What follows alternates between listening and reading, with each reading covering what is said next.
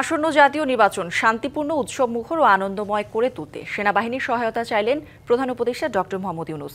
দুপুরে মিরপুর সেনানিবাসে defence service command ও staff college অডিটোরিয়ামে আয়োজিত গ্র্যাজুয়েশন সনদ বিতরণ অনুষ্ঠানে তিনি এই কথা বলেন। অনুষ্ঠানে বাংলাদেশ সহ ২৪টি দেশের সামরিক বাহিনীর তরুণ অফিসারদের মধ্যে সনদ তুলে দেন প্রধান উপদেষ্টা।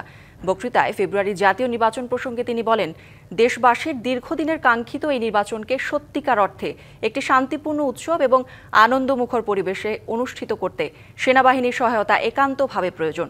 এর আগে তিনি জুলাই গণ অভ্যুত্থানকে স্মরণ করে বলেন, সেনাবাহিনী সঠিক সময়ে সঠিক সিদ্ধান্ত নিয়েছিল এবং এই কারণেই দেশ ভয়াবহ বিপদ থেকে মুক্তি পেয়েছে। এবারের কোর্সে ৩১১ জন তরুণ সামরিক অফিসার অংশগ্রহণ করেন। কোর্স সম্পন্নকারী অফিসাররা তাদের অর্জিত জ্ঞান ব্যক্তি ও পেশাগত জীবনে কাজে লাগিয়ে দেশের যে কোনো সংকটময় মুহূর্তে গুরুত্বপূর্ণ ভূমিকা রাখতে সক্ষম হবেন বলে মনে করেন প্রধান উপদেষ্টা। So now the time for election, we are looking forward to it.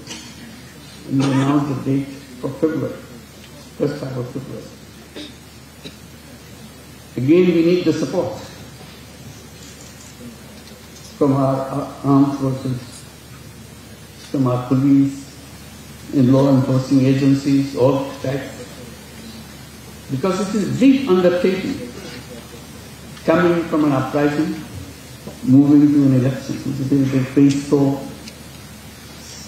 kind of celebration.